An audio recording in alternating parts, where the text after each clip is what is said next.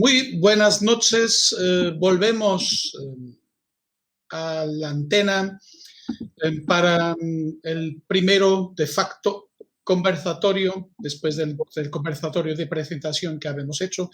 Vamos al primero volumen, o en este caso segundo volumen, mejor dicho, de nuestras conversas informales sobre este fantástico mundo que nos une, siempre más allá de las fronteras geográficas, porque es de eso que se trata también la tuna estudiantil, hermandad y cultura antes de todo. Con nosotros hoy tenemos nuestros habituales, nuestras señorías, como habíamos hablado en el volumen número 1. Rafa Chencho de Medicina de Córdoba. Buenas noches, Rafa. ¿Cómo está Córdoba? Ardiendo. Ardiendo, pero ardiendo, hermoso. Pero hermoso. Sí, muy bonito. Eso es lo más importante, bonito pero ardiendo. Muy bien. Héctor, buenas noches para ti, Algeciras. Buenas noches. ¿Cómo estamos en Algeciras? Bueno, no lo sé porque yo estoy en Jerez ahora mismo. Vale, es prácticamente vicino, es prácticamente vicino. Estoy a 100 kilómetros de Jerez ahora mismo. ¿Estás en Jerez de la Frontera? Sí. Cuidado con las motos. Bueno, todavía no es época, ¿eh? Ya ha pasado. Ya ha pasado la época, pero nunca se sabe. Siempre hay un portugués más acelerado que tiene el pulso derecho un poquito más. Adelante, Pepe, buenas noches. ¿Cómo está Barcelona? Si es que estás en Barcelona. Bueno, sí, hoy he llegado a Barcelona.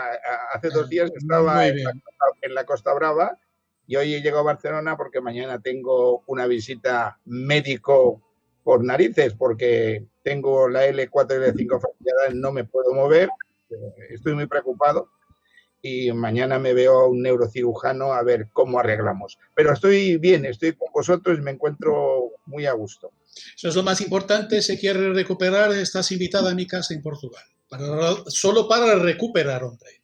Sí, hombre, claro. Como Pierre, no. Me han dicho que estás de vacaciones en África, ¿es verdad?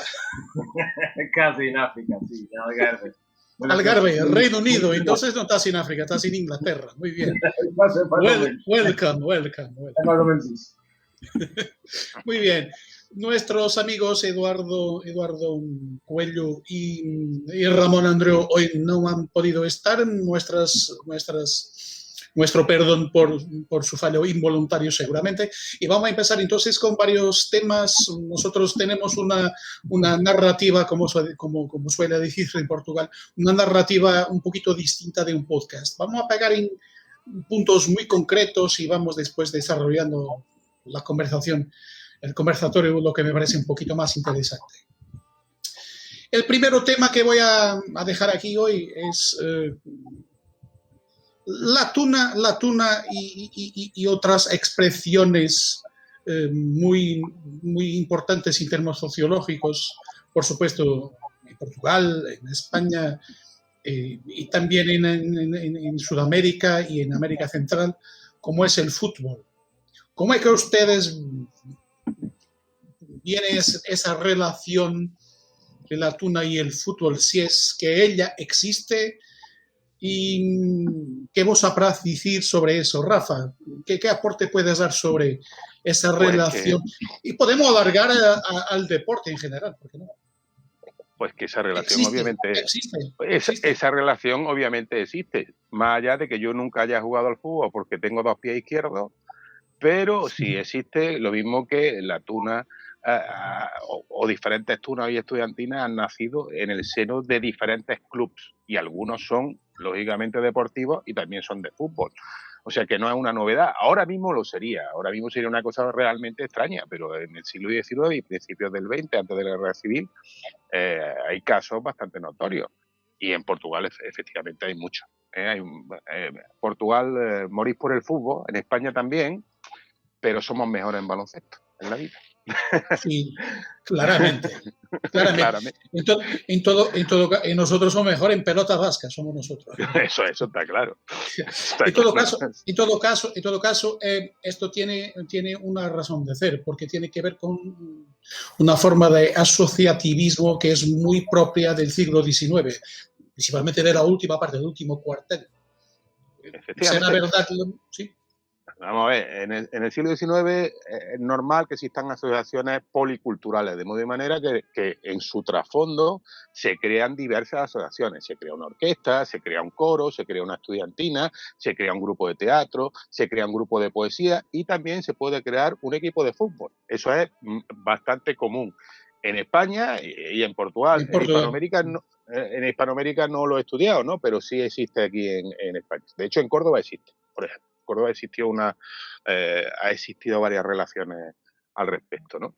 Aunque creo que quien mejor puede hablarnos de esta historia es Jean-Pierre, ¿no? Más que tal porque el fútbol lo inventaron los ingleses y, claro, se encuentra en el Algarve, se encuentra como en casa de los inventores del fútbol. También es verdad. Quien lo puede mejor hablar es Jean-Pierre de este tema. También es una verdad. Vamos a pasar entonces a Jean-Pierre, que además nos ha hecho un trabajo magnífico precisamente sobre este punto de contacto que probablemente mucha gente desconocía y hoy desconoce entre la tuna estudiantil y el fútbol.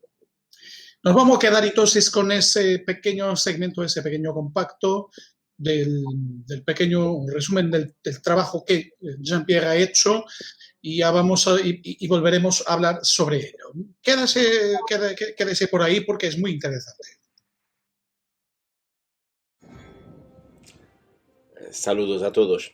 Empiezo por pedir perdón por mi pobre español, pero intentaré poner las cosas de la manera más comprensible posible. Decidí nombrar este video de anécdotas de la tunería lusófona y compartir algunas curiosidades sobre la tuna en Brasil y Portugal y su relación con el mundo del fútbol. La historia de la tuna está llena de aspectos que pueden parecer extraños en estos días, pero que eran bastante comunes en las primeras décadas del siglo XX. Entonces, ¿qué tiene que ver el mundo del fútbol con tunas? Bien, esto es lo que propongo mostrar aquí. En Brasil, en el año 1903, se crea la Tuna Luso-Caixeiral de Belém, en la región de Pará, y que fue fundada por inmigrantes portugueses, es decir, una tuna compuesta por empleados comerciales. Posteriormente, en 1915, bajo el nombre Tuna Luso Comercial, se crea la sección de fútbol amateur y pasa a formar parte del campeonato. En la década de los 60 cambió definitivamente su nombre a Tuna Luso Brasileira y pasó a ser exclusivamente un club de fútbol que aún existe en la actualidad. Desafortunadamente, no fue posible obtener una foto de la tuna. Muy interesante también es el hecho de que en 1911, más precisamente el 9 de abril, hubo un partido de fútbol entre el Boa Vista Futebol Clube, conocido club portugués de Primera Liga, y la Tuna Académica de Lisboa. Según el periódico de la época, el equipo de la Tuna se mostró admirablemente conociendo la técnica del juego. Poco tiempo después, el 29 de abril, el mismo equipo de fútbol de la Tuna Académica de Lisboa tenía programado un partido con el Futebol Clube do Porto, pero el viaje no pudo realizarse. En Faro, una ciudad del sur de Portugal, en el año 1917, se creó el Club Sport Lisboa y Faro, primer club satélite del Benfica de Lisboa, y pocos meses después se fundó su tuna. También no existe imagen de ese grupo artístico que no habrá tenido muchos años de actividad. Volviendo a Brasil, en el año 1918, tenemos la tuna de la Unión Deportiva de Manaus, un club de fútbol creado en 1915 y que entró en decadencia a finales de los 70. En Portugal, en el pueblo de Sertã, Castelo Branco, fue fundado en 1934 el Sertanense Futebol Clube y pocos meses después su respectiva tuna. Pero la relación entre tuna y el mundo del balón no se agota aquí. Tomemos el caso de João Magnini Barbosa, que fue presidente de la Tuna Académica de la Escuela Politécnica de Lisboa en los años 1901 a 1906 y, después de diversos cargos políticos, entre los cuales los de ministro de las colonias, del interior, de las finanzas y finalmente primer ministro de Portugal en los años 1918-1919, fue el 18º presidente del Benfica de Lisboa de 1947 a 49. Otro personaje es Paulo Pombo, figura ineludible de la Orfeón Universitario de Oporto, de su turno universitario y orquesta de tangos, quien, además de ser coautor del famoso tema Amores de Estudiante, estrenada en 1937 y considerado por muchos como el himno de los estudiantes portugueses, fue el 27º presidente del Fútbol Club do Porto, de 1957 a 59. Es por esa razón que cualquiera que visite el museo del club encontrará allí una mandolina que perteneció a tan ilustre figura. Por último, y más cerca de nosotros, la fundación en 1987 de la Fanfarra Académica de Coimbra, una tuna creada en el ámbito de la afición universitaria FANS, Falange de Apoyo Negro, grupo aficionado del Club de Fútbol Académica de Coimbra. El nombre del grupo es un juego de palabras entre fan, aficionado, y farra, entretenimiento, y que de cierta manera recuerda a las conocidas fanfarrías.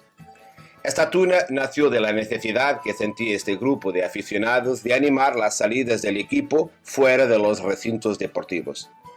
Hoy es una de las tunas universitarias más antiguas en actividad en Portugal.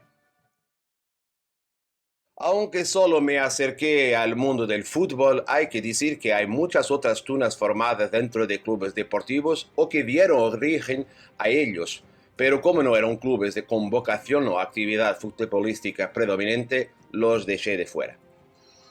Los caminos que ha tomado la tuna en su desarrollo a lo largo de la historia son curiosos. Caminos no siempre evidentes, pero caminos que se han pisado. Estuvimos con este fantástico trabajo de Jean-Pierre sobre la relación que existe desde siempre entre fútbol y la tuna, que es una cosa para la mayoría de los tunos de hoy, lo mínimo, resulta raro, digo yo. Pierre, ¿qué tienes a decir en tu beneficio de este trabajo fantástico? Enhorabuena, porque está muy bueno, sobre la relación entre la tuna y el fútbol. Dime. Mira, este tipo de relación, de conexión que existe es una cosa que yo no conocía. Resulta de las investigaciones que vamos haciendo y surgió una referencia exactamente a un club de fútbol y de su tuna y fue curioso y me impulsionó a hacer más investigación porque cuando existe un dato de este tipo, probablemente existen otros. Y entonces fui buscando exactamente otros datos para confirmar o no si era algo episódico y se verificó que no, que verdaderamente existía, como hablaba Centro un poco, que estos colectivos policulturales con diversos grupos y el deporte hacía parte de muchos de ellos. Y mira que en este video he hablado solo de la cuestión del fútbol, pero hay muchísimas más que he dejado de fuera, exactamente como lo he dicho, de tunas que están conectadas a grupos deportivos, pero no de fútbol, otro tipo de deportes. Y me pareció verdaderamente una cosa curiosa y interesante. Ya volveré a ti, pero ahora me gustaría de introducir Pepe en el conversatorio. Pepe, sobre este tema, y hagamos a 2021 descubrir que un tuno ha sido presidente de un club de fútbol, es una cosa extremadamente, además de rara, magnífica, digo yo. Sí, además yo he estado, cuando me enteré del tema que hacía Jean-Pierre, estuve investigando y en Badajoz, el Club Deportivo Badajoz nace de una estudiantina que salía con el Liceo de Artesanos. El Liceo de 1905, esta estudiantina que se llamaba la estudiantina del gimnasio y del grupo de artesanos, sale juegan un equipo, montan ese equipo y de ahí nace el Badajoz. Eso me quedé parado, digo, mira, concuerda perfectamente con lo que Jean-Pierre, o sea que España también tiene varios grupos que surgen. Decía de que es bonito porque en España también vemos que estamos unidos la estudiantina y el fútbol, cosa que a nosotros nos encanta el fútbol. El amigo que tiene dos pies izquierdos no. Yo he jugado a fútbol y he jugado mucho tiempo, jugué de portero, estuve en el Real Club Deportivo Español Infantil, de allí pasé al Real Club Deportivo ya juvenil y durante la época de estudiante en el Sindicato Español Universitario estaba en el equipo universitario. Jugué de portero y bueno, hasta que me lesioné. Dos cosas hice, jugué de portero en fútbol y jugué en baloncesto y el amigo Buscato, sin querer jugando, me lesionó el menisco. Pero, Rafa, porque estábamos también viendo la pieza que Pierre ha producido, y enhorabuena, dice también que no es una cosa solo exclusiva de Portugal o de España. Tenemos el ejemplo de esta relación, por ejemplo, en Brasil. Sí, claro. ¿Qué te habrás comentar sobre eso?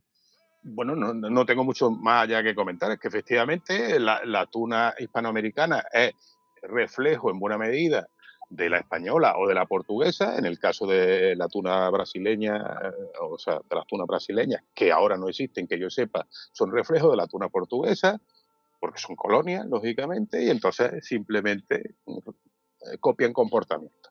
Tengo que decir una cosa, cuando he hablado de presidentes de fútbol que han sido tunos, no sé si os acordáis de un presidente del Atlético de Madrid que se llama Alfonso Cabeza, es anterior a Jesús Gil. Sí, señor. Este hombre era médico, además fue el director médico de La Paz, creo recordar, en Madrid. Sí, de La Paz. Y este hombre, es que estaba mirando por si encontraba el libro, porque yo el libro lo tengo como coleccionista. Este hombre, pues claro, cuando fue presidente del Atlético de Madrid y dejó la presidencia, pues estuvo 2 años o algo así, más no estuvo. Pues como era un hombre, la verdad que era muy teatrero y muy noticiero, pues le dijeron que sacar un libro con su biografía. Claro, cuando sacó un libro de su biografía, el hombre tenía 40 y pico años. Y él, claro, lo que contó que había estado en la tuna. Hay un par de capítulos en los que narra su estadio en la tuna de Medicina de Madrid. Sí. Él estuvo en la tuna de Medicina de Madrid y hay un par de capítulos en los que habla de sus viajes y tal y cual. La portada es el doctor Cabeza vestido del Atlético de Madrid, puesto en cuclillas con la bata de médico encima. Y se llama el libro Yo Cabeza, por si alguien lo quiere buscar. A veces se encuentra en librerías de viejo.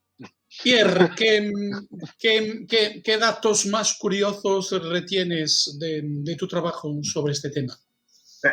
Los datos más curiosos son los que se refieren exactamente a los dos clubes más importantes que de esta narrativa, el Fútbol Club de Porto y el Benfica de Lisboa, porque verdaderamente tiene una visibilidad muy clara. Y me parece que yo no sabía, de Paulo Pombo se sabía todo, tú también lo sabías, pero por ejemplo de Tamagnini, del Sport Lisboa y Benfica, no lo sabías. Otro personaje que era hermano de Alfredo Mantua, que fue el maestro de la tuna de la Escuela Politécnica y también de la tuna de señoras, y ese hermano, Bento Mantua, también fue presidente del Benfica y era la persona que escribía las piezas de teatro para la tuna. Hay algunas de esas cosas que me parecen... Pero... En complemento se puede, hoy mismo en el Museo del Fútbol Club de Oporto, como se dice en España, Fútbol Club de Oporto, se puede ver a determinado punto en la trayectoria del museo una mandolina que ha pertenecido a Paulo Pombo. Exactamente. Tenemos la partitura de Amores de Estudiante, una partitura, no puedo precisar si es la partitura original o no tengo idea en este momento, pero está también patente y junto a la mandolina. No, y curioso también que en Brasil, por ejemplo, no sabía de Badajoz como José Mateo, pero estudiantinas o tunas que desaparecieron, pero lo que se ha quedado ha sido el club de fútbol. y actualmente esa tuna luso-brasileira que existe se llama tuna luso-brasileira, pero no es una tuna, es un club de fútbol. Pero es curioso, todas son esas pequeñas curiosidades. Y es un poco como aquellos clubes que existen en América Central y del Sur, que son los Estudiantes de La Plata, que de estudiante tiene muy poco, o nadie, actualmente, ¿no? Claro. Tiene mucho que ver con este tipo de asociativismo que viene del siglo XIX, principalmente de su último cuartel. Decir también que para mí es muy importante este tema por una cuestión que voy ahora a dejar para quien quiera contestar. La tuna ha legado gente muy importante en nuestras sociedades. Yo me acuerdo en este momento, en el caso español, y si estuviera diciendo algo que sea un error que vosotros, vuestras señorías, me pueden corregir sin problema alguno, Adolfo Suárez, que ha sido primero ministro de España, ha sido tuno. O eso se dice, yo no lo tengo tan eso claro. Eso sí, por lo menos se dice. ¿No quieres hablar sobre eso, Rafa? Solo por curiosidad. Vamos, se dice que lo fue, pero lo cierto es que yo todavía no he encontrado a alguien que me diga, sí, yo estuve con él en la... se dice que él estudió en Salamanca y que estuvo en la tuna de Salamanca. Y o hay sea, por ahí una foto.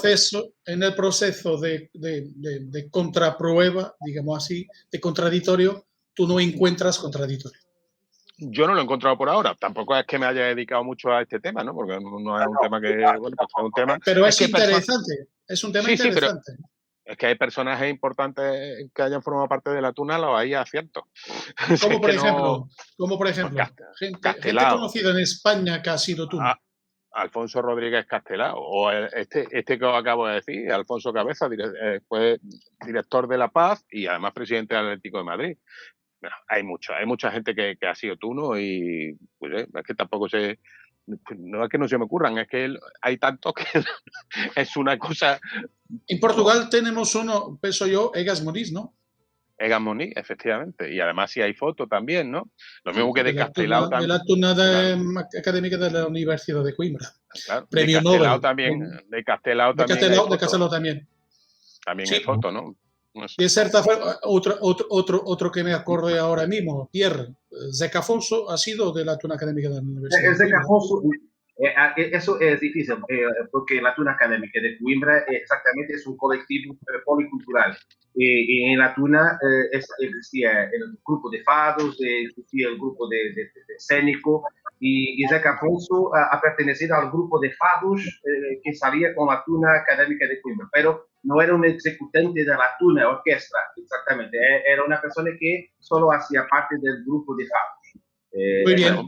Da igual, también el literario, o sea, el literato es importante. Blasco Ibáñez formó parte de la tuna de Derecho de Valencia, o sea que, bueno, en España hay mucha gente que ha pertenecido a la tuna, ¿no? Y la tuna en el siglo XIX fue utilizada o se utilizaba también por la gente que entraba en las estudiantinas como forma de promoción social. Para sí mismo, tener en cuenta que las estudiantinas, lógicamente, salían ahí, postulaban para obras de beneficencia y entonces pues se reunían con reyes, se reunían con ministros y tal y cual. Y entonces hay varios artículos de prensa que hablan que la juventud utilizaba también la tuna como forma de promoción social, ¿no? O sea, en aquel tiempo está diciendo entonces, por otras palabras, que en aquellos tiempos ser un tuno era algo que socialmente era un estatus muy elevado. Era un modelo elitista y prestigioso, por supuesto. No todo el mundo podía estar en la tuna, lógicamente, y entonces era un modelo religioso. Como diría la negra, ¿no? Todo cambia, ¿no? Sí, todo cambia. Todo cambia en la vida. Todo cambia, claro. Que artistas y dramaturgos importantes, Francisco Luque Cuello, pues fue de la tuna de física de Sevilla. No sé si tú, por ejemplo... Pepe, en Cataluña, hay... En Cataluña tenemos, por ejemplo, Ricardo Fernández Deu, locutor de radio, primero Radio España y luego pasó a Radio Nacional. Estuvo dentro de televisión, una persona muy vinculada a la tuna universitaria de Barcelona y a la tuna de Derecho. un alcalde que tuvimos también fue Tuno, el que fue ministro con el PSOE, que fue también alcalde de Barcelona, recuerdo ahora el nombre, también fue Tuno. Han habido... En el libro de historia de las tunas de Cataluña, pues sacamos una Exacto. foto de cuando estuvo Serrat, no llegó a ser tuno veterano, pero sí fue insolvente, lo que ellos llaman allí insolvente, que nosotros llamamos novato, de la tuna universitaria de Barcelona. Bueno, Sabina también estuvo en la tuna universitaria de Granada, su moto era el Peluco, pero bueno, conforme más atrás nos vamos, gente más importante estuvo en la tuna. También te digo, porque ahora te podemos hablar de profesionales. Ese es un dato importante. Y los gemelos, por ejemplo, que estaban con esta cantante sudamericana. María Dolores Pradera.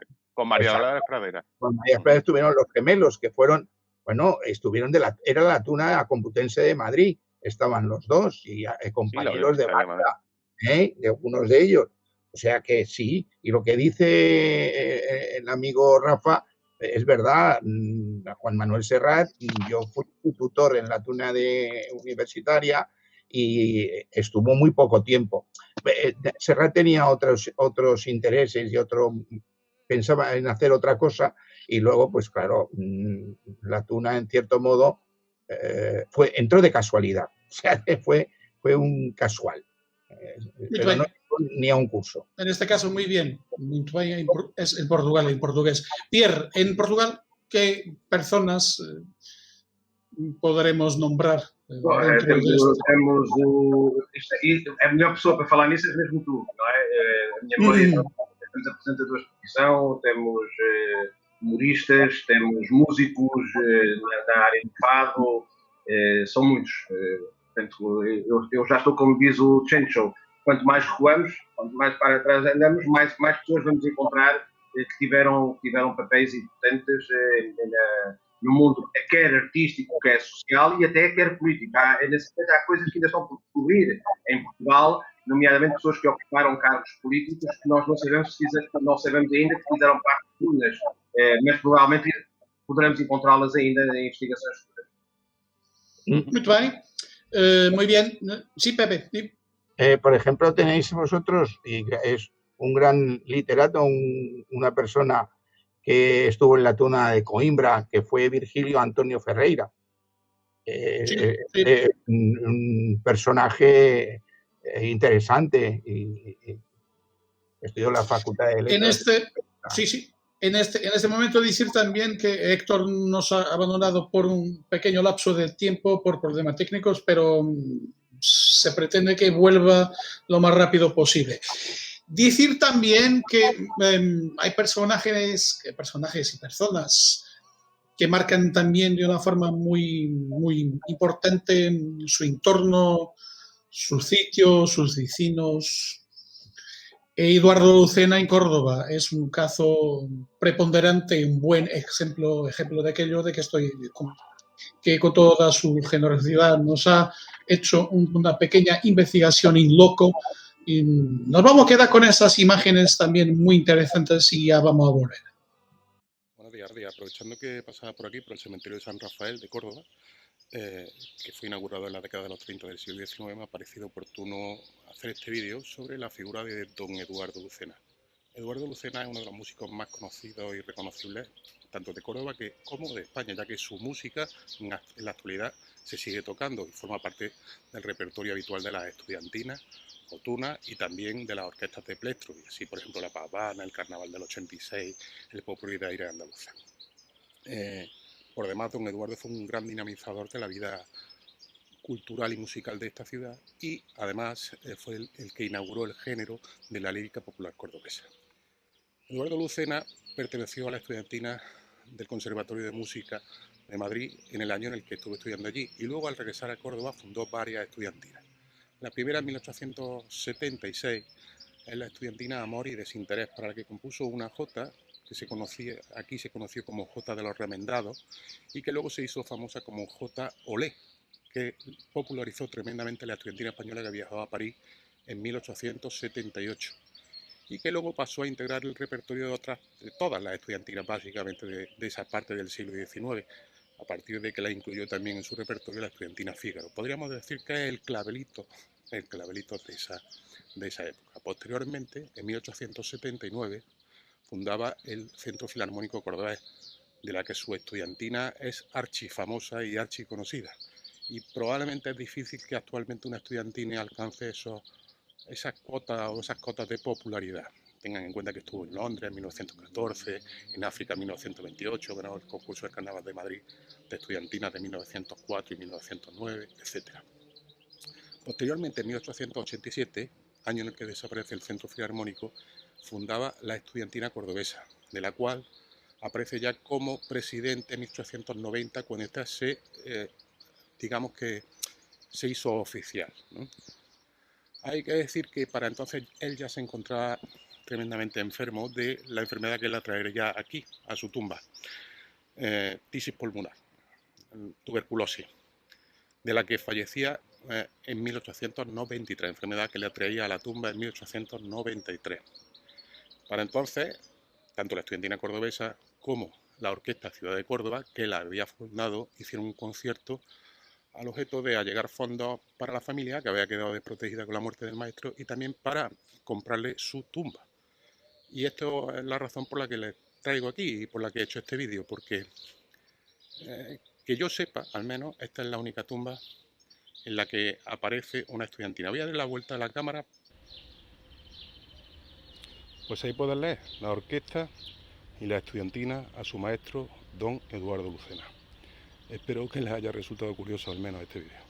Estuvimos con este pequeño detalle, este pequeño pasaje sobre Eduardo Lucena que Rafa ha hecho. Rafa, ¿cómo surgió este momento? Pues bueno, este momento surgió porque yo no hace mucho publiqué una biografía de este personaje en un libro que editó la Real Academia de Bellas Artes, Nobles Letras de Córdoba, ¿no? Fue un ciclo de conferencias, que luego han pasado esas conferencias capítulos de este libro sobre músicos de la Córdoba de ayer y hoy, ¿no? Y entonces, pues, hombre, yo conocía ya la última morada de Eduardo Lucena y conocía el entorno en el que nació la iniciativa de pagarle la tumba a Eduardo Lucena. Eduardo Lucena se hizo varias actuaciones. Porque es muy raro, pienso yo, y Pierre me va a complementar caso sea necesario. Es muy raro tenernos en las tumbas de estos personajes importantes para la estudiantina, para la tuna, la referencia sobre su pasaje por una tuna. Es muy raro, ¿no? La referencia muy raro. Sí, la verdad que es una cosa rarísima. Yo no conozco ninguna otra tumba en la que aparezca una tuna. Yo tampoco. No lo conozco. La historia está en que este hombre, como todo músico de bien, murió pobre como las ratas. Y entonces cuando muere, pues lógicamente la gente que lo conocía y lo quería, y había dos asociaciones que él había creado que estaban vigentes. Uno era la Orquesta Ciudad de Córdoba y otra la Estudiantina Cordobesa. Estos promueven un concierto al efecto de sacar dinero para hacer dos cosas. Una, comprarle en propiedad una tumba al maestro, y otra, allegar recursos a la hija y a la viuda, ¿no?, que habían quedado, ¿no? Entonces se hizo ese concierto y a la hora de hacer la tumba, pues pone exactamente la orquesta y la estudiantina a su maestro. Pone quién había pagado la tumba. Que lo curioso es que no lo pagara el ayuntamiento. Porque siendo un personaje tan ilustre de la ciudad de Córdoba, el ayuntamiento tenía que haber hecho algo, pero bueno, como veía, probablemente lo habría hecho, porque en el caso de otros personajes famosos de Córdoba, lo hizo. Más sencillo es imposible. Como aquí había quien podía hacer eso, organizar esas funciones y esas actividades, pues lo hizo y se sufragó los gastos con el dinero. Y háblanos un poco de Eduardo Lucena y de la tuna. Solo una cosa, solo decir que no soy el único que le gusta hacer paseos a los cementerios. A mí me encantan los cementerios, ¿eh? Me encanta. Hay que desdramatizar un poco esa noción. Sí, además, ahora mismo en Portugal el turismo, el llamado necroturismo, es una cosa muy importante. Bueno, a mí con independencia que se hace a las tumbas de las personas famosas que existen en el Père Lachaise, el cementerio Père Lachaise, con figuras importantes, y hay visitas turísticas. No, volviendo al fútbol, se ha descubierto no hace muchos años que la fecha de fundación del Fútbol Club de Oporto ha sido anterior a aquella que el propio club la conocía, y la prueba está en la tumba de su fundador. Pues por eso te digo. Tan simple como esto. Claro, hay muchas veces... Porque en la tumba de su fundador tiene la fecha. Sí. Pero es que hay fundador del Fútbol Club de Oporto. Entonces no es inequívoco, no hay contradictorio posible. Y hay veces que quieres hacer un artículo sobre un personaje en concreto y no tiene ninguna foto. Pues bueno, pues si él hace una foto a su tumba, algo tienes de él, porque ahí sabes que está. Que a veces yo lo he utilizado, claro. A veces he puesto la foto de la lápida de un personaje, ¿no? Para ti también es importante este contradictorio post-mortem. Sí. Ten en cuenta que en los cementerios se encuentran detalles que los escritores los apuntan. Son grandes... Es un centro de encontrar máximas importantes. En un cementerio ves su inmemorial y lees y ves cosas verdaderamente interesantes. Yo aquí en Barcelona hay un cementerio que es un paseo, porque son calles, que es el cementerio de Montjuïc. Y sobre este tema de la investigación post-mortem, ¿qué tienes a decir? Pues tengo que decir que eso es muy verdad lo que estabais comentando. En los cementerios se encuentran detalles que son muy curiosos, como los epitafios que ellos colocan, que ha colocado la familia, o que el muerto con anterioridad ha pedido que se pusiera en la tumba.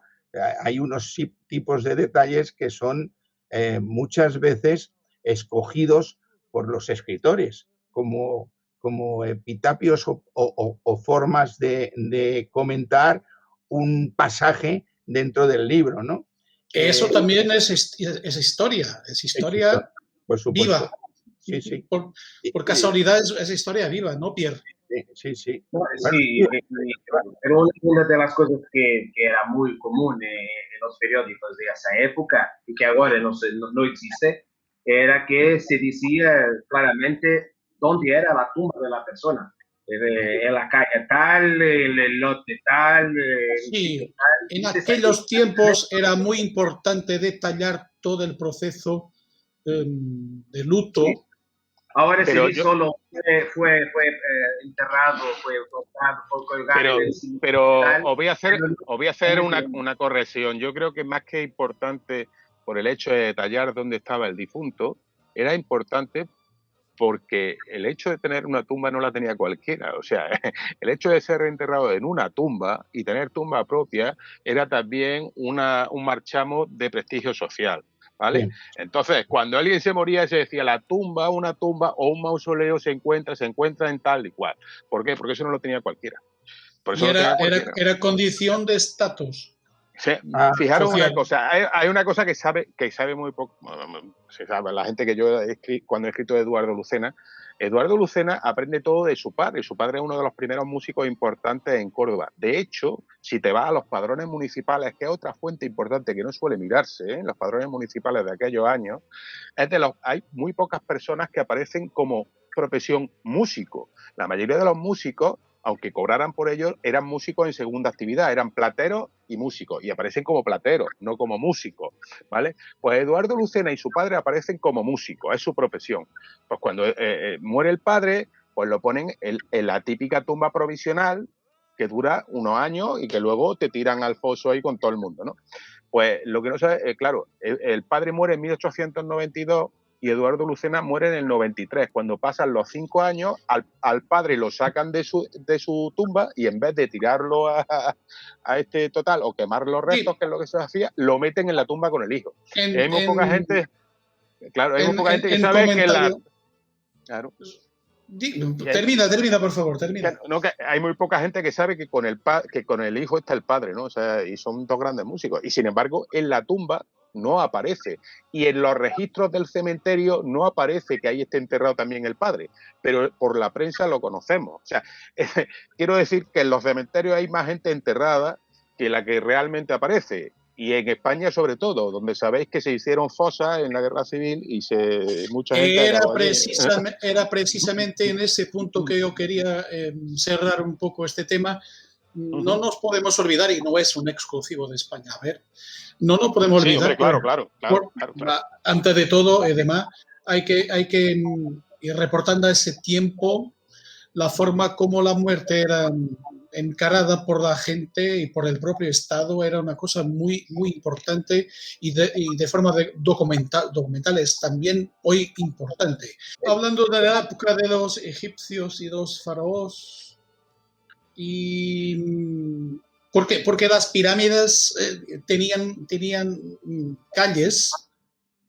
También decir que hay una relación entre la toponimia y la tuna. Y una vez más, es un tema muy poco explorado, la relación que existe entre la tuna y la toponimia. O sea, estamos hablando de las placas con los nombres de calles, de ruas, de avenidas, de lo que sea, que están un poco por nuestras ciudades. Pierre, una vez más, ha hecho un trabajo fantástico sobre este tema. Nos vamos a ver lo trabajo que ello ha hecho sobre esta cuestión muy curiosa de la toponimia y la tuna. Nos vamos a quedar con ello. Buenas. En nuestra ocasión, este vídeo tomará el nombre de Anécdotas de Toponimia con el fin de compartir algunas curiosidades que encontramos en Portugal con nombres de calles que exhiben o aluden a las tunas. De hecho, hay varios pueblos cuyas calles llevan el nombre de Tuna o Estudiantina, una curiosidad que enriquece la ya larga historia centenaria de este fenómeno en Portugal. En cuanto a la nomenclatura, existen varias designaciones para varios tipos de calles, calles en sí, paseo, calejón, carril, según su tamaño o tipología, y que en Portugal toman la designación de rua, travesa, beco, etc. Bien. Empezamos en el norte del país, en el distrito de Braga, donde encontramos dos calles que llevan el nombre Tuna. Una en Sotelo, Vila Verde, aunque no fue posible sacar una foto del letrero referente a la tuna fundada en el principios del siglo XX y aún existente hoy en día. El otro es de una tuna que tendrá existido en Centolal y Arnoso, pero sobre la misma no tenemos datos. Descendiendo hasta el sur, pero aún en el norte del país, en la región de Oporto, Vila Nova de Gaia, encontramos señales para la tuna de Sermonde, luego la tuna de Vilar de Andorinho y finalmente la tuna Orfião de Grijó. La tuna juvenil de Sermonde es una de las tunas activas más antiguas del mundo, habiendo sido fundada en 1904, es decir, con 117 años. La tuna existente en Vilar de Andorinho se remonta a 1925, pero es muy probable que la existencia de un letrero Plaza de Tuna pueda deberse a la existencia de un grupo anterior que ya había desaparecido. Finalmente, tenemos la calle de la Tuna Orfião, que evoca un grupo que también es una de las tunas activas más antiguas que se conoce. La tuna fue fundada en 1912 con el nombre de Tuna de Grijó y en 1933 se fusionaron con ella otras dos tunas existentes, la Tuna Musical Grijoense 1 de Mayo y la Tuna Musical de Mocidad Grijoense, así como el Orfeón de esa localidad, dando origen al colectivo Tuna Orfeón de Grijó. Continuando hacia el sur, llegamos al distrito de Aveiro, donde encontramos 4 letreros más con tunas. En Santa Maria de Feira, más precisamente en São Paio de Oleiros, tenemos una referencia a la tuna local fundada en 1910 y que además es también una de las tunas más antiguas aún en funcionamiento, con 111 años de vida. Luego está la tuna musical de Enta, fundada en 1924 y todavía activa en la actualidad. Le sigue la tuna del pueblo de Cortegás en Ovar, grupo fundado en 1914 y que se extinguió a mediados del siglo pasado. Por último, la tuna oianense del pueblo de Oiã en Oliveira do Bairro, pero sobre ella no se encontró hasta ahora ninguna información y por eso habrá tenido o corta duración o desaparecido hace muchas décadas. Ahora en el centro de Portugal encontramos la Traviesa de la Tuna, alusiva a la Tuna de Tavared, fundada alrededor de 1911, el año en que se fundó el grupo musical y de instrucción tavaredense a lo cual la Tuna estaba conectada. Esa colectividad aún existe, pero la Tuna habrá desaparecido alrededor de los años 60 del siglo pasado. Luego, en el pueblo de Meavía, en Torres Novas, encontramos una calle llamada Tuna, es decir, un grupo que debió existir en esa localidad, pero sobre lo cual no hemos conseguido más datos. Existe una referencia a esa tuna en un edificio construido en 1926 por un acaudalado comerciante en cuya planta baja construyó un teatro. Fue bautizado de Teatro María Noemia Tuna, con la palabra tuna escrita entre comillas, es decir, con el nombre de su hija y lo de la tuna que tenía allí su sede y donde daba conciertos. En la localidad de Tramagal, en Abrentes, tenemos la Tuna Tramagalense, una colectividad fundada en 1910 y aún en funcionamiento, integrando así también el lote de tunas centenarias que casi solo Portugal tiene. Terminamos ya muy cerca de Lisboa con el Calejón de la Estudiantina, un grupo del que no encontramos rastro, pero que ciertamente respecta a un grupo de finales del siglo XIX, ya que la palabra estudiantina ya no se utilizaba en Portugal para nombrar tunas en comienzo del siglo XX. Llegados al extremo sur de Portugal, encontramos un letrero reciente, inaugurado en 2019, con el nombre de Tuna Universitaria Afonsina de Lolé, grupo fundado en 1999 y que el Ayuntamiento de Lolé decidió homenajear registrando para la posteridad los nombres de la tuna en una traviesa. Pero las curiosidades relacionadas con letreros no se detienen ahí. De hecho, encontramos otros letreros alusivos a tunas, aunque no con nombre de calle.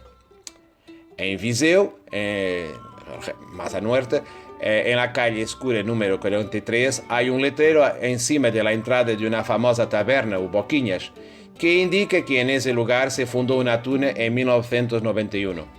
Esta tuna sigue existiendo y por casualidad es precisamente la tuna que yo cofundé. En Lisboa tenemos dos casos distintos. En la calle de los Fanqueiros, o sea, calle de los comerciantes de granjas de línea, de algodón, lana, lino, etc., en el edificio que cubre los números 146 a 150, hay un letrero que indica que en ese edificio nació Ilídio Amado, una de las figuras más destacadas de la historia tunelil portuguesa, ya que fue el fundador de la Tuna Académica de Lisboa en el año de 1895. El letrero es un homenaje que la tuna rindió a su fundador en 1945, personaje que murió en 1906. Aún en Lisboa, en la calle de la Gloria, número 57, tenemos un gran edificio inaugurado en 1908 como sede de la prestigiosa Tuna Comercial de Lisboa, colectivo fundado en 1903 y que se prolongó hasta los años 70 del siglo pasado. Por último, una breve referencia a la rotonda del Orfeón Universitario de Oporto, bautizada así en 2018. La Tuna Universitaria de Oporto, fundada al finales del siglo XIX e integrada en el Orfeón en 1912, forma parte de este colectivo artístico y cultural centenario. De ahí esta referencia indirecta. Los caminos que ha tomado la tuna a lo largo de la historia, concretamente en Portugal, han dejado huellas no solo en documentos escritos o fotos antiguas, sino también en la toponimia de muchos lugares. Calles y sus letreros que conservan la memoria o insisten en recordarles que somos herederos de un largo legado que debemos conocer y promover, y que aquí presentamos en este paseo por las tunantescas anécdotas callejeras. A ver, me parece que también tenemos aquí mucho que hablar como detalle de curiosidad. Pierre, ¿qué puedes decir como autor de este pequeño segmento? Bien, el propio video explica exactamente todo ese percurso de curiosidades que es una cosa que no se ha buscado, se encuentra un dato y después se encuentra un otro y todo se parece curioso, y me pareció que todo eso sería una buena anécdota porque al menos yo no conozco que en otros países existan calles con nombres de la Tuna o de la Estudiantina, y resulta curioso exactamente que en Portugal haya tantas, pero casi todas, obviamente, estamos hablando de tunas civiles y no de tunas académicas. Estamos hablando de la importancia que la tuna popular tuvo en determinados pueblos, y que fue nombrar exactamente la calle muchas veces de la sede de la tuna o del edificio donde la tuna existió, pero en muchos de esos casos esas tunas ya no existen. Algunas siguen existiendo y son muy antiguas, como se puede verificar, y después hay las otras particularidades de no son epitafios, pero son placas, ¿no? de localizaciones. Pero eso que iba a comentar contigo, también tenemos placas que indican en muchas fajadas de casa, en el predio, ¿no? En la portada de los predios, diciendo que aquí nació el fulano, el ciclano. Sí, el fundador. Aquí murió, aquí vivió. Exactamente, o entonces la más reciente que acontece aquí, muy cercano a donde estoy pasando mis vacaciones, y no de una placa que fue que nombraron una calle que es un homenaje del alcalde a la tuna de su pueblo. Muy bien, en Egipto no hay ninguna egipcia portada diciendo, ¿no? De la tuna Ramsés. No hay. En España no es habitual, ¿eh? En España no es habitual. ¿No? Yo conozco, Es curioso. Sí, y donde la hay, no hay una tradición, porque por ejemplo yo hace unos días estuve en Chiclana, no sé si conoces, un pueblo de la provincia de Cádiz, ¿no? Está allí en la zona de, bueno, donde se hace la manzanilla, ese lugar de Barrameda, Chiclana, toda esa parte, ¿no? Y en Chiclana hay una calle que se llama La Estudiantina. Yo no le he hecho ni foto porque en la calle es una mierda de calle. No merece, vamos, que es una calle, no, ¿sabes lo que te digo? No tiene nada. Es lo que es, Es una calle que se llama La Estudiantina.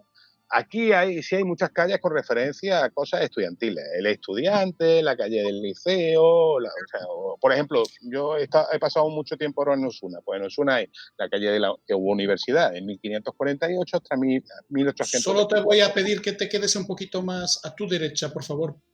¿A mi derecha? Sí. Vale. Perfecto. Continúa, gracias. Bueno, pues ahí hay calle del Estudiante, calle de la Universidad, calle del Alguacil de Escuelas, pero de la Estudiantina no hay nada. Que yo sepa. Lo que sí hay aquí son monumentos a la tuna, que yo sepa en Portugal. Sí. Ya vamos a hablar. No. Bueno, ya vamos a hablar sobre eso. Bueno, igual hago yo un vídeo. O hago yo un vídeo sobre ese tema. Vas a tener que hacer un recorrido interesante por España. Pero en todo caso, yo me puedo asomar a ti cuando llegaras a Santiago. Pero en todo caso, Pierre, decir una cosa. Muy recientemente en el municipio de Oporto ha nombrado una rotonda Orfeo Universitario de Oporto. O sea, no estamos hablando de algo que ha sido en el pasado. También hoy mismo, además de todo, tenemos algún reconocimiento más puntual, más aislado de la generalidad de aquello que será la toponimia de una ciudad como Oporto, que es una ciudad relativamente grande. No deja de ser importante de la referencia de una rotonda, en este caso, al Orfeo Universitario de Oporto. Sí, es una referencia que indirectamente es una referencia a la zona universitaria de Oporto. ¿Por qué? Porque la verdad es que es el grupo que siempre tuvo más destaque en las actividades poliartísticas del Orfeo. Y sí, no tiene el nombre rotonda de la Tuna, pero rotonda del Orfeo Universitario de Oporto indirectamente es un homenaje también a la Tuna. Lo que no tenemos son los monumentos a la Tuna. Ya vamos a hablar sobre eso. Pepe, en Cataluña, ¿tenemos algo parecido, por lo menos? No, en Cataluña está, como ha dicho el amigo Chencho, la plaza de la universidad, nombres más de tipo de la academia, ¿no? De Tuna, hombre, sí que hay de instrumentos, la calle de la guitarra, Sí, que está por la zona cosas generalistas, no específicas. De Tuna no hay. Vamos. Pero por otra parte, tenemos en España una serie de monumentos al Tuno. Sí. Rafa, ¿me quieres nombrar los más importantes y después destacar claramente la Casa de la Troya por motivos obvios? No vamos a alongar mucho, no. Vamos a dejar la Casa de la Troya para otro conversador. La Casa de la Troya no es un monumento, bueno, es una recreación de una posada estudiantil. Es de una posada estudiantil. No es, bueno, vale, muy bien. Porque si queréis podemos identificarla con la Tuna a través de las distintas... tiene dentro de su casa una serie de... Tiene una parte claramente importante. La cave es una parte muy importante en términos documentales. Muy importante. Porque incluso alberga los premios ganados por las tunas. Por lo menos la mayoría de las tunas de Santiago están ahí. Y hay muchas tunas que llevan su beca y la regalan. Su beca y la regalan, sí, precisamente. Sí. En España hay actualmente, que yo sepa, hay 3 monumentos a la tuna. Uno son en Santiago de Compostela, que es del año 1980. Vale, este es un monumento que es una iniciativa que había nacido muchos años antes y que se mantuvo como tal iniciativa a lo largo del tiempo. ¿Vale? Que yo sepa, se inició esa iniciativa a principios de los años 60 y se inició por una cosa. Fijaros por qué estupidez, que esto es una cosa como otra cualquiera. Porque en Madrid había nacido la propuesta de hacer un monumento al Tuno en Madrid. Era una cosa que había nacido en un programa de radio, ¿no? Era una propuesta de un programa de radio y parece ser. Bueno, a partir de ahí, en Santiago de Compostela, que siempre estamos en el tema como Salamanca, que ellos eran la cuna de la tuna, que es toda una patraña absoluta, pero bueno, está muy bien, pues ellos decidieron hacer lo mismo. Nace una primera iniciativa que dura muy poco, la iniciativa madrileña era del año 1962, ¿vale? A la par, ya empiezan las primeras voces en Santiago de Compostela de que se haga. Fundamentalmente, esa iniciativa coge fuerza a partir del año 1967, tras unos años desaparecida, y finalmente en los años 70 vuelve a retomarse, a finales de 70, ya en el 79 se hace el monumento y se entrega el proyecto, y en el 80, con el motivo del certamen internacional de tunas que hubo en Santiago, pues se inaugura el monumento, que son una figura de 4 tunos, que son gente famosa de allí en Santiago, tunos famosos de allí en Santiago. O sea, el primero que hay. Luego hay uno en Murcia, que es de los años 90, creo recordar, de los años 90, que son 3 imágenes. Una es un tuno, luego hay una pandereta y luego hay una bandurria con unas cuerdas, ¿no? Sufrió algún vandalismo y hace también pocos años lo restauraron, y sabéis que es un monumento que se hizo con motivo del certamen de tuna, ¿no? Y bueno, está allí al lado de la pérgola de San Basilio. Y luego en el Benacantil, en Alicante, en el Benacantil es un monte que hay dentro de la ciudad, hay un parque, y ese parque se nominó como Parque de la Tuna, o sea que nosotros no tenemos calles más que una, pero sí tenemos Parque de la Tuna, y hay un monumento que es un tuno, ¿vale? Y ese pues se inauguró no hace muchos años, no recuerdo exactamente, pero ya en los años 2000. Esos son los monumentos que hay. Iniciativas ha habido anteriores, porque por ejemplo, hablando de Eduardo Lucena, en los años 50... porque a Eduardo Lucena se hizo, a los años de morir, en los años 20, se hace un monumento de este hombre, pero el monumento no llega a gustar, y entre otras cosas porque el escultor es un hombre políticamente señalado, y entonces me refiero, era tal, y bueno, acabó en una tarazana tirado ese monumento, que era Eduardo Lucena con una capa cordobesa y punto, ¿no? Años después, en los años 50, se hace un proyecto de monumento de Eduardo Lucena, que es su busto, es una fuente con su busto y rodeado de la figura de 2 tunos. Ese proyecto existe, yo tengo una imagen de ese proyecto, no lo tengo aquí en el ordenador, sino cogí aquí con el teléfono y él lo enseñaba. Pero tampoco llegó a hacerse, y finalmente lo que se hizo fue recuperar la estatua esta que estaba tirada en la tarazana municipal, y es la que se colocó y que actualmente está el gobierno militar, en la plaza del gobierno militar, allí está la estatua de Eduardo Lucena. Y también desde hace pocos años existe una propuesta bastante importante para hacer un monumento en La Laguna.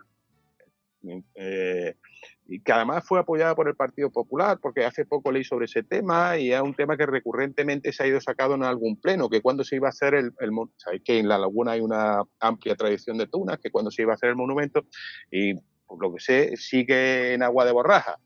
Pero vamos, que de este tema, que yo sepa, no íbamos a hablar, que esto es porque yo soy así, pero bueno, esto es lo que os puedo contar.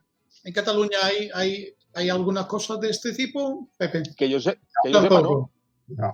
Tampoco. ¿Y en Viseu, Pierre, hay alguna cosa de este tipo en Viseu? No, todavía no. Mira que en Portugal existen muchos nombres de calle, no existen monumentos también porque probablemente el dinero necesario hay para hacerlo. Falta de tiempo. Los alcaldes, las asociaciones no pensaban en hacer monumentos a una cosa que a pesar de ser importante, no era así tan importante y merecedor de un monumento. Por eso, porque existe normalmente, como en Coimbra, por ejemplo, la tuna académica de Coimbra, que es muy importante en la historia de la tuna en Portugal, pero era solo una tuna. Y eso explica probablemente la razón por qué no hay un monumento a ninguna tuna, porque ninguna tuna fue verdaderamente algo que congregara las personas del poder a reconocer su importancia. Entonces, el nombre de calle es más barato hacerlo, poner una plaza con nombre de calle. Claro. Igual por eso en España sí ha tenido éxito la cuestión, porque en España siempre se ha hecho como monumento al tuno, no a la tuna X, sino monumento al tuno. Otra cosa es que ese monumento al tuno en Santiago de Compostela, pues el escultor que la hizo la figura de 4 tunos y los 4, pues lo que hizo fue, digamos que retratar a 4 tunos importantes de Santiago de Compostela, ¿no? Pero no estaba como monumento a la tuna universitaria compostelana, ni a la tuna de medicina en Santiago, ni en Murcia a la tuna de... No una tuna en específico, pero a la tuna en general. Sino al tuno, monumento al tuno, aparece denominado. Muy bien, y hablando de memoria de la tuna y de lo tuno, de formas de dejar una huella, porque hay varias, no solo en los libros, no solo en las tumbas, no solo en las placas de toponimia, no solo en los videos. Todo esto es parte de nuestra memoria y con la memoria se hace también un recorrido para otros vuelos, otros designios. Se puede hacer, pero menos.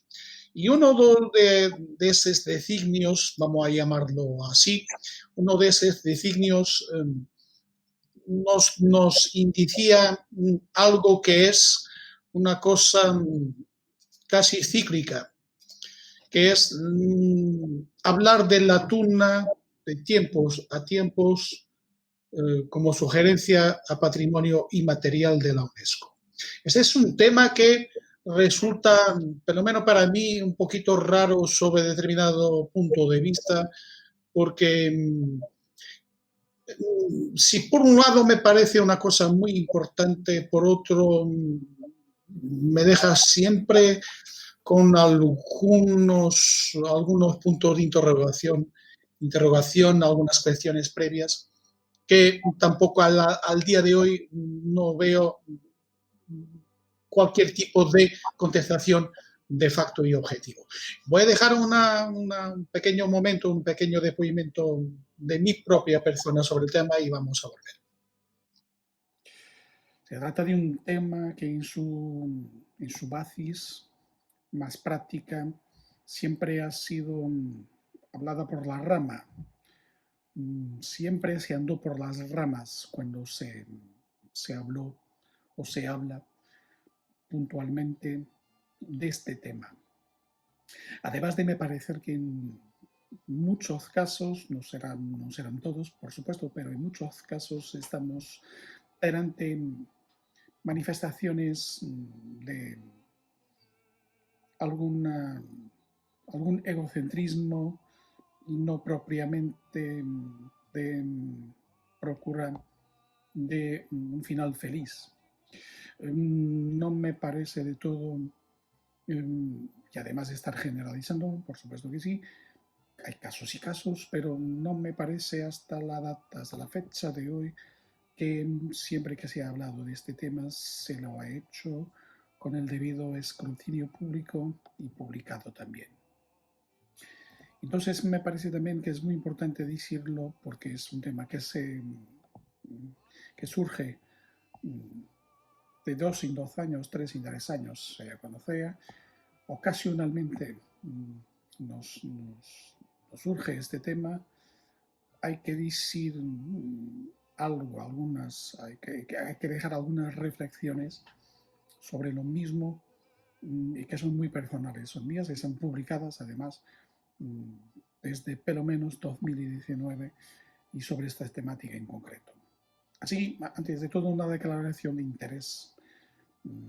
Yo pienso hacer imposible una candidatura internacional de la tuna patrimonio inmaterial de la humanidad.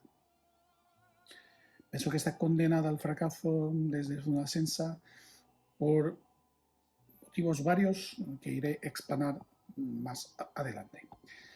Siendo así, en el ámbito de esa misma amplitud, ¿cómo serían, pregunto yo, cuestiono yo, observadas cuestiones de genética que son naturales?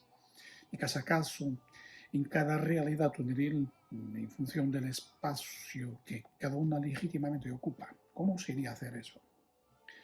Una tuna de España no es una tuna de México. Y a su turno una tuna de México no es una tuna portuguesa. Y así sucesivamente. Así, ¿de qué forma se ven contempladas las diferentes características genéticas que legítimamente cada país tiene? Y además, dentro de cada país también tiene sus particularidades. ¿Cómo se iría a hacer esto en una pretensa candidatura internacional? Vuelvo a decir, candidatura internacional a patrimonio inmaterial de la UNESCO. ¿Cómo? Siendo observada la matriz musical en el caso portugués, que es el caso que a mí me interesa más particularmente, como siendo crucial en su definición y naturaleza históricamente delimitada, de qué forma esa misma matriz estaría debidamente contemplada en aquello que se reporta a una supuesta candidatura internacional. ¿Se ha hablado de esto en el pasado? No, tampoco de forma pública o publicada. Siendo observado en el caso portugués de que existen tunas estudiantiles que no están adscritas ni formal ni informalmente a cualquier universidad, y sería pertinente observar la relación jurídica o no de las que se dicen de la universidad o facultad X o Y, cómo resolver la cuestión en el caso portugués, donde hay que acordar varias vetustas y decanas tunas que no están adscritas a ninguna institución de ensino superior, de ensino universitario. Facto que en Portugal tampoco se contesta. ¿Cómo sería tratar este tema? ¿Cómo sería debatir este tema? Nunca lo ha sido debatido de forma pública y tampoco publicada. Cuanto a carácter ostensivo, abusivo o ilimitado del termo académico, en el caso portugués, que es un caso muy peculiar en este apartado, resultante de una historia de poco más de un siglo, es distinto del significado dado en el mismo termo en otras latitudes internacionales, como sabemos. ¿Cómo se concluye del carácter académico de una tuna casuísticamente? Otra cuestión que nunca ha tenido su debate serio y previo en el entorno de una candidatura a patrimonio inmaterial de la humanidad, de la tuna, candidatura esa internacional. Hablemos de la instrumentación propia de una tuna, cómo se puede concluir de la legitimación o no, y caso a caso, siendo conocedores todos nosotros de las naturales históricas diferencias resultantes de la localización geográfica de cada país, cómo se puede definir un modelo transversal para todos los casos y en el ámbito estricto de esa supuesta candidatura a patrimonio inmaterial de la UNESCO. ¿Cómo? Tampoco se ha hablado, comentado, discutido de forma pública o publicada algo sobre este tema hasta el día de hoy. Hablemos también de la cuestión estética. Una vez más, cabe referenciar la caja de Pandora que es el caso portugués, donde dentro de una misma ciudad tenemos varias tunas con trajes distintos entre ellas. ¿Cómo armonizar en el ámbito de tal pretensa candidatura esas distinciones? ¿Quién va a hacer de la legitimidad, de la legalidad, como quieran? Legitimidad me parece más concreto, de un determinado traje de tuna. ¿Quién va a decir que este traje es de tuna o no? ¿Cómo lo va a hacer? Tampoco se ha hecho ese debate público y publicado en el ámbito de una pretensa candidatura a patrimonio inmaterial de la tuna a la UNESCO. A su turno también importa saber con propiedad quién, cuándo, cómo y por qué, en lo que toca a la definición de las premisas a montante en el ámbito de una pretensa candidatura, siendo cierto que ninguna expresión tuneril ejerce cualquier supremacía sobre otra, sea la que sea originaria de qué país sea, porque en el caso portugués no se admiten neocolonialismos tuneriles, vengan de donde vengan, y mucho menos hace nuestro fenómeno tuneril portugués muy específico y muy concreto en el entorno de todos los fenómenos tuna que existen en el mundo. Hay muchas más razones que se deberían estar debatiendo en este mismo momento, tal como en otros que se ha olvidado debater primeramente esas mismas premisas que redundaron esos intentos en fracasos absolutos que no pasan y que no han pasado de meros intentos. Cuanto a mí, sin estas premisas estar en la montante previamente, debidamente resolvidas, dialogadas, de una forma abierta, pública y también publicada, por gente con pruebas dadas en el fenómeno, y no gente que no tiene ni una palabra escrita sobre la tuna, en cuanto eso no se hace de una forma casi profesional, además de todo el trámite y todo el proceso de una candidatura a la UNESCO, que tiene pasos muy, muy, muy importantes y muy pesados, además de muy específicos y concretos, o sea, no pasa por una mera intención o una mera carta, sea a quien sea, para dar respaldo a esa intención. En cuanto a estas premisas no estuvieran debidamente debatidas y debidamente programadas y debidamente pensadas en el tiempo y en el espacio por gente que tiene pruebas dadas, porque tiene pruebas dadas, y no meras intenciones transmitidas, sea en qué redes sociales sea o en un podcast cualquier.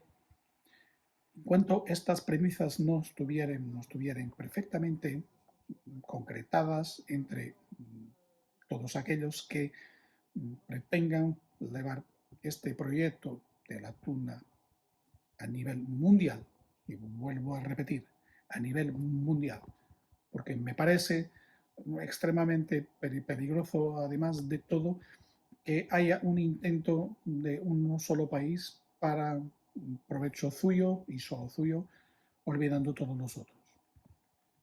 Además, será un camino de fracaso prácticamente preanunciado.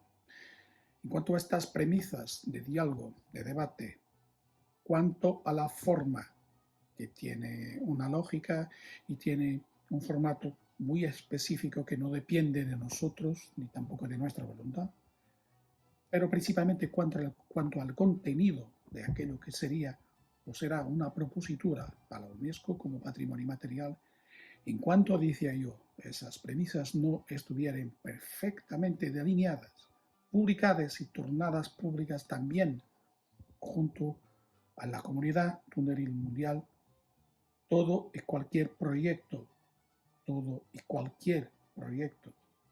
intento de proyecto de llevar la tuna patrimonio inmaterial de la UNESCO será un monumental fracaso.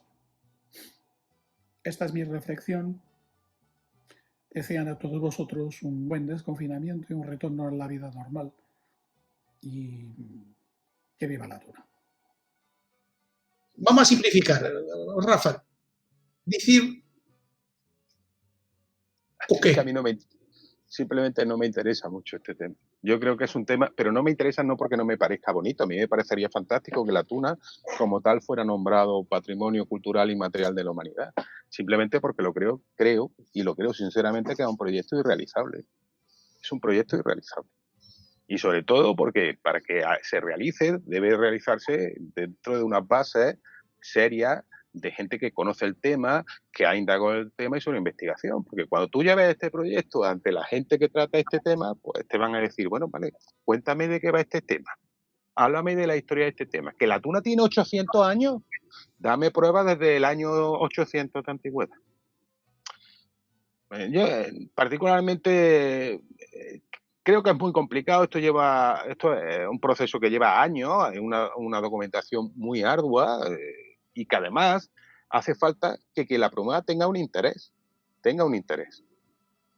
Y claro, vamos, cuando en Córdoba se pide el nombramiento de los patios cordobeses como patrimonio material, inmaterial, cultural y material de la humanidad, pues el Ayuntamiento de Córdoba solicita al Estado de España que promueva esa candidatura. ¿Y por qué lo hace? Porque tiene un interés. Lógicamente, que los patios de Córdoba sean nombrados Patrimonio Cultural y Material de la Humanidad, pues tiene un interés porque hará que venga una mayor profusión de turistas y eso lógicamente redundará un beneficio económico para la propia ciudad. Pero a mí que me digan aquí dónde está el interés, más allá de decir qué bonito sería que la tuna fuera reconocida como. El tema es que hay un procedimiento que yo creo que muchas veces se ha hablado de, oye, es que nosotros llevamos en nuestro cartel puesto el símbolo de la UNESCO. Bueno, ¿y eso qué? Pero tú has hecho algo, ¿por qué? Estás diciendo, Pierre, ¿me escuchas? ¿Me estás escuchando, Pierre? Sí. Rafa, estás diciendo entonces que hay demasiado énfasis en la promoción de una intención do que en concretar la misma. Por supuesto, esto es lo que yo llamo fuego artificial. Fuego artificial, así de claro. Pero por cuestiones propagandísticas. Por cuestiones propagandísticas. Ojo, que a mí me encantaría que eso sucediera, pero entiendo que sería muy complicado, porque para hacer un estudio de la tuna, si la tuna está extendida entre todo el mundo, haría falta un estudio de la tuna en cada uno de las partes del mundo, cosa que no existe. Precisamente, y aquí quería introducir porque ha tenido esa experiencia Pepe, y es muy importante que alguien que ha tenido esa experiencia en la primera persona nos comente los trámites de un proceso de este tipo. Pepe. Bueno, yo hace unos 7, 8 años empecé a trabajar por una ilusión que tenía, que era la de, como bien dice el amigo Chencho, es una ilusión que se tiene, es una ilusión que los compartes con varios compañeros y te tiras al ruedo, ¿no? Y yo me tiré al ruedo y lo primero que fui es hablar con el Conseller de Cultura, porque es el organismo que en cierto modo propone al Nacional, pues como hicieron con los Castellers de Valls, pues proponen el interés que se tiene para proponer pues, patrimonio cultural y material de la humanidad, pues un tema, ¿no? La cosa es que es una lista previa que se tiene que poner, que es algo que no hay, vamos, ni en 4 años lo puedes hacer. Tienes que contactar con todos. 4 años. No estamos hablando de 4 semanas ni de 4 meses. No, 4 años. Enmarcar todo. Y no llega. Y no llega. No llega porque en 4 años tienes que hacer. Como se pide una cosa a nivel nacional, que nada más lo puede presentar de todos los países que hay, un país nada más puede presentar un tema. En este caso, delante del tema que tú propones, pueden haber 25 temas que tienen un tiempo de salida que puede estar en 10, 12 años, 14 años, los castellanos estuvieron 9. El fuego que baja de los Pirineos, que es otra cosa catalana, pues no sé cuánto. Las fallas, que te lo digan los valencianos, pero la tira. El tema nuestro es más arduo. ¿Por qué? Porque es una cosa que lo presenta, por ejemplo, pongamos la universidad, porque tiene que estar ligado a la universidad. Las tunas, es la tuna universitaria la que tiene que presentado. No pueden ser... Bueno. Puede ser que sí, puede ser que no. Puede ser que sí o puede ser que no. Desde mi punto de vista, vamos a ver, Pepe, desde mi punto de vista, reducir el tema a, por ejemplo, la tuna universitaria española, pues mira, puede facilitar el tema. Sería el tema, reducir al tema esa documentación solamente a España y a las tunas universitarias. Pero eso haría que luego llegara una cascada de gente diciendo, oye, ¿y la tuna portuguesa por qué no? Oye, ¿y la tuna mexicana por qué no? Y luego no solo eso, sino que nosotros, nuestra pluralidad va mucho más allá de las tunas universitarias. Y además, perdona que te diga, el tema de que lo tiene que presentar la universidad, dime tú qué dependencia existe entre las tunas universitarias y su universidad. O sea, ¿tú crees que si el decano de la Facultad de Medicina de Córdoba dice a partir de hoy la tuna de Medicina de Córdoba no puede salir más de tuna? Tú sabes lo que podemos hacer nosotros, ¿no? Morirnos de risa. Morirnos de risa. O sea, la vinculación de... Sí, pero escucha, la vinculación de las tunas a la universidad existe porque tú quieres que exista, si no, no existe. Pero es que estás diciendo una cosa... Claro, es voluntaria, no es una imposición. No estamos bajo el SEO. Tú, a ver, no es una imposición, es voluntaria. Ricardo, tú me has preguntado qué hice yo. Bueno, porque tú hiciste esa propuesta. Ricardo, no estoy hablando de que yo presentara por la tuna. Así o asado, sí, muy bien. La universidad. Lo presenté yo me fui a Madrid, yo estoy hablando en el Ministerio de Cultura y el Ministerio de Información y en el Exteriores, en 3 ministerios para esto. Pedí 3 ministerios. En 3. Yo espero que la gente esté escuchando. 3 ministerios. Y pedí, adelante, Pepe. Por favor, ¿qué se necesita? Lo que se necesita es tener, para que España, en este caso, presente un motivo para que sea patrimonio cultural inmaterial, que en este caso es presentar la tuna, como si la tuna sea universitaria, o sea, con la tuna. Pues el problema tenía en que eso tiene que entrar en una lista de peticiones. La lista de peticiones dice, ¿por qué? ¿Qué tiene la tuna para presentarlo como patrimonio cultural inmaterial de la humanidad? Y tiene que regir una serie de propuestas de procedimiento de inscripción. Si no rigen esas propuestas, eso va completamente a saco roto. No va a ningún sitio. Porque estamos muy cerca del final, tenemos que ser muy rápidos. Pierre, ¿qué te habrás decir sobre el tema? A mí me parece casi imposible. Yo soy así. Me parece imposible por una razón. La tuna no es una manifestación endémica de un solo país. Entonces, me parece imposible que la UNESCO va a aceptar, por ejemplo, la candidatura vamos a imaginar, de Chile o de Perú o de Portugal, existiendo la misma tradición en otros países. Eso no hace sentido. La UNESCO nunca iría a aceptar una cosa de esas porque ahora acepta la de España y después Portugal vaya a proponer su tuna y después Chile vaya a proponer la suya. No hace sentido. Pero también proponer la tuna como un patrimonio de varios países también es un precedente que no existe, porque los patrimonios inmateriales pertenecen a un país. No hay candidaturas conjuntas de varios países. El tango, el fado, eso es no hay, de un país. Pero puede haber. Pues eso no lo sé es exactamente cómo se procede, pero para eso es necesario que existan características transversales a todos esos países, a todas esas... Por esa misma razón puede haber. Pero es más difícil, mucho más difícil encontrar la misma tipología, los mismos ritos, los mismos cancioneros, las mismas tradiciones, porque hay cambios, hay idiosincrasias muy propias, y no estoy hablando de las idiosincrasias que no importan, estoy hablando de lo esencial, de lo que es una tuna, de su característica, de su tipología, y vemos que, por ejemplo, en Sudamérica, la noción de tuna no es exactamente la misma que existe, por ejemplo, en Portugal.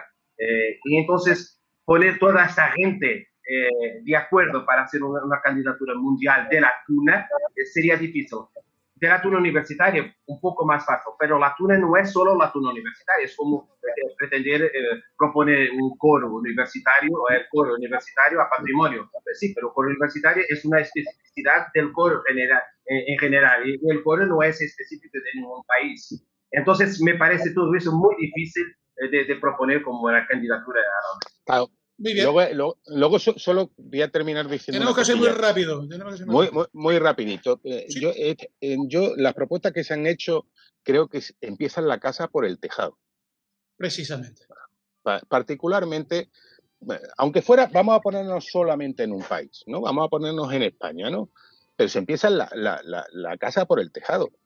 Antes de hacer eso, tienes que tener quien sepa hacerlo y quien sepa de ese tema. ¿Sabes lo que te digo? No está todo...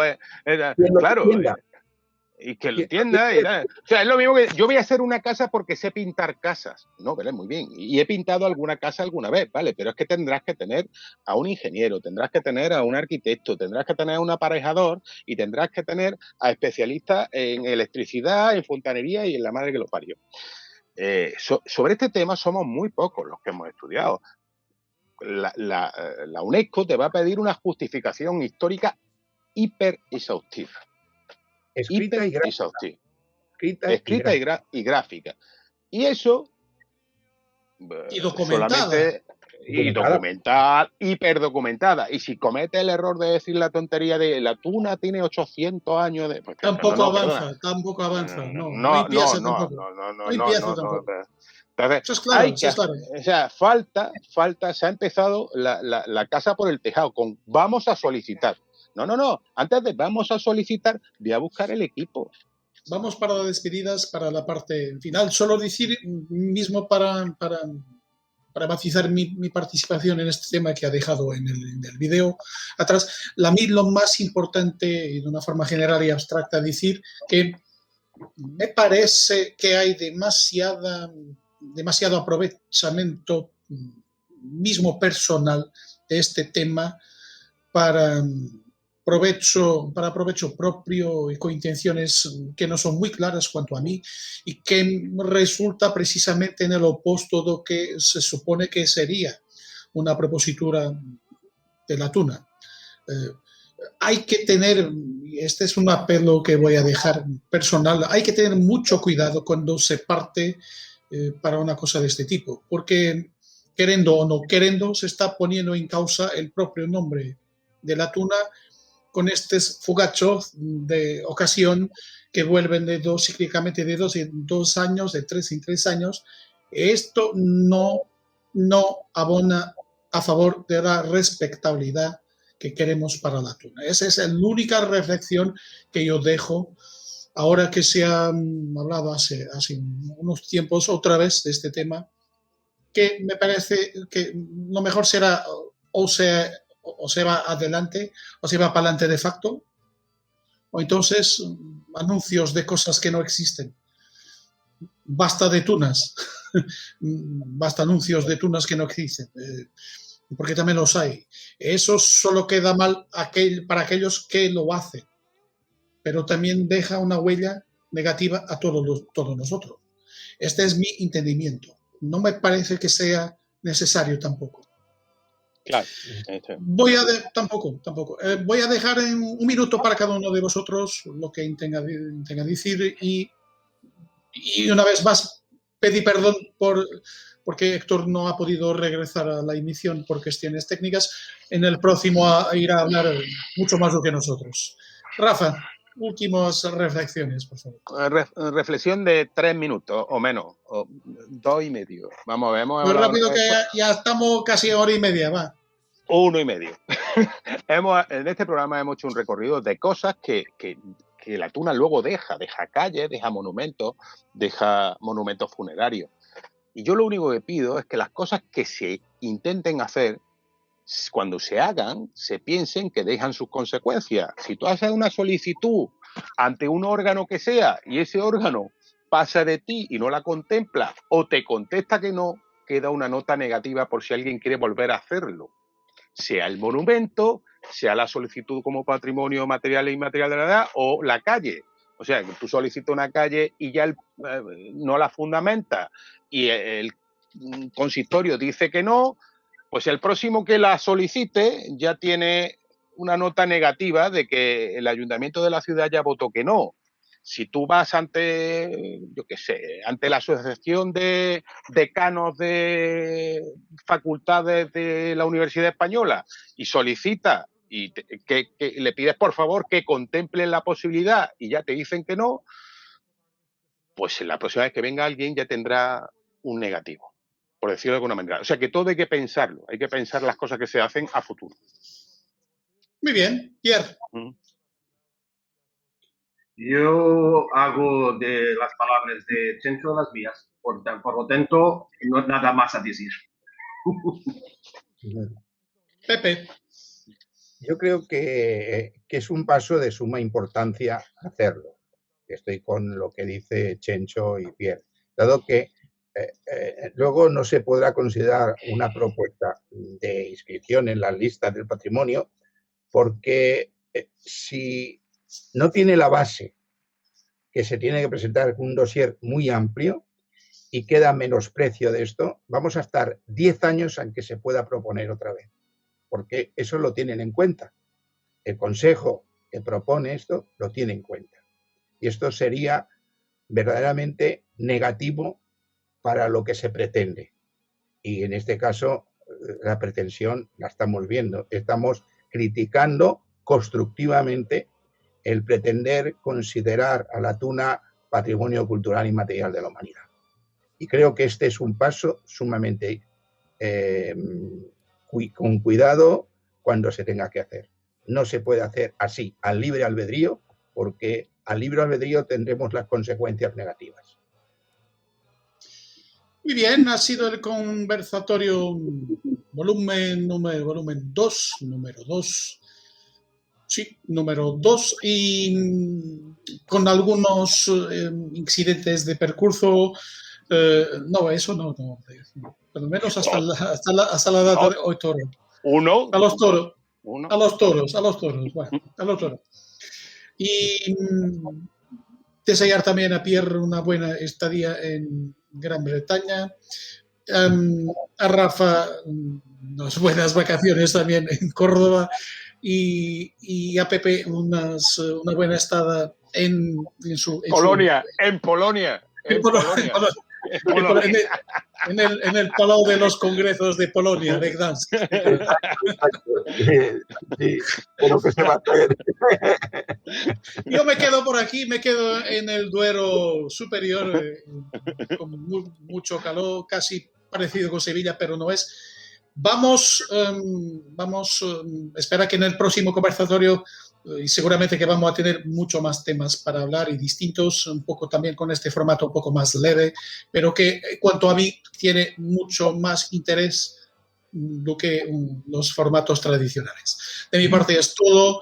Una buena noche a todos vosotros y gracias por vuestra graciosidad, participación y disponibilidad. Buenas noches a todos. Y buenos Juegos Olímpicos para quien Feliz Año Nuevo. Feliz Año Nuevo. Feliz Año Nuevo. Muy bien. Dios, Hasta luego. Hasta luego. Hasta luego. Hasta luego.